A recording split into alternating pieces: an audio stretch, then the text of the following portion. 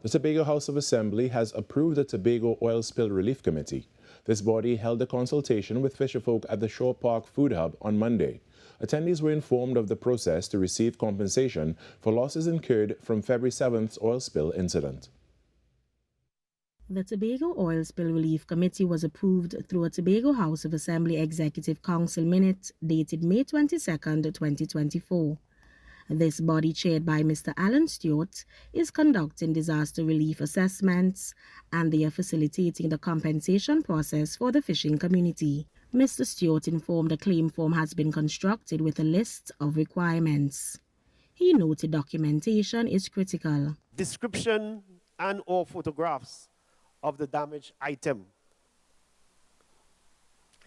The date and type of damage sustained. So when did this thing happen?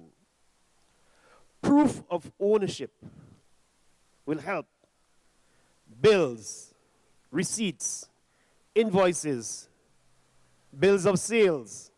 These are supporting documents that can help you. The Fisherfolk were also informed that they have another pool of support through the International Oil Pollution Compensation Funds, IOPC. So when you're looking online, you'll see that on the website, iopcfunds.org, there will be a section for the Gulf Stream where you'll be able to access all the information regarding how to submit claims. Mr. Taylor and Mr. Stewart cautioned the attendees about double dipping. If you make a claim to the IOPC, as well as a claim to the THA for the same exact thing, that will be considered double dipping.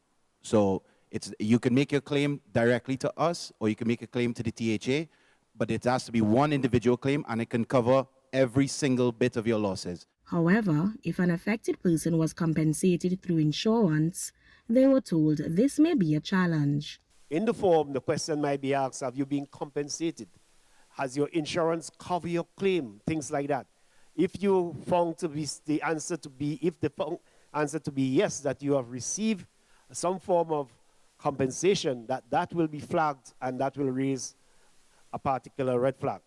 A deadline of July 22nd was given for the submission of completed claim forms.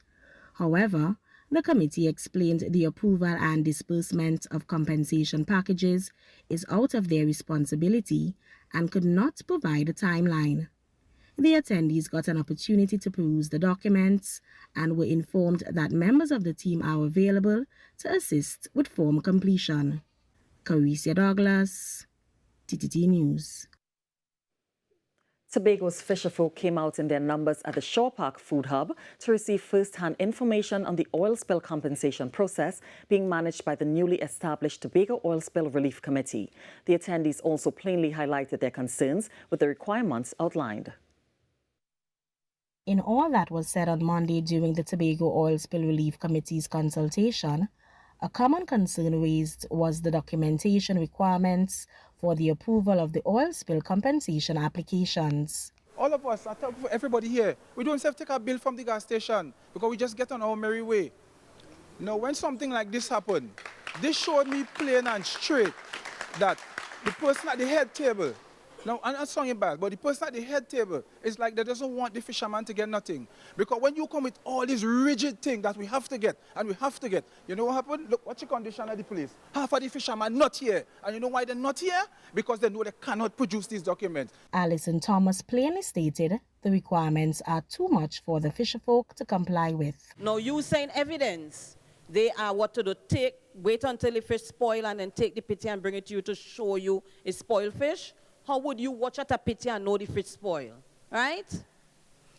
You want men that drop their fish pot and fags, you want them to waste gas and go out there and pull it up to show it has oil on it? No. Some of these criteria that you are demanded need to be out the door with that. Mr. Krishna Thomas explained that some fishermen no longer have their records. Some of us boat will get damaged.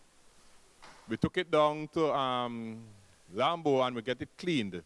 But some of us do not have the documentation because we was supposed to get a copy from you all, and we did not get it. So we want to know how can we prove that, or will all you be taking the proof of that and putting it into our forms too. Meanwhile, Zoba Samuel, whose brother is involved in the fishing industry, raised issue with the fact that no timeline could be given for the disbursement of compensation packages. To say that hurry and bring in the paperwork, but we can't tell you after the paperwork comes in when we can start to roll out payments is very concerning to me. Chairman of the committee, Alan Stewart, assured the attendees that once a report was made to the TEMA, the agency will have their information on hand and can share it, including their applications. Regarding issues with documentation, the International Oil Pollution Compensation Fund's representative noted once legitimate losses are outlined and explained in detail, their claims can be considered without receipts. They maintained they are unable to provide a timeline for disbursement of compensation packages. Carissa Douglas, TTT News.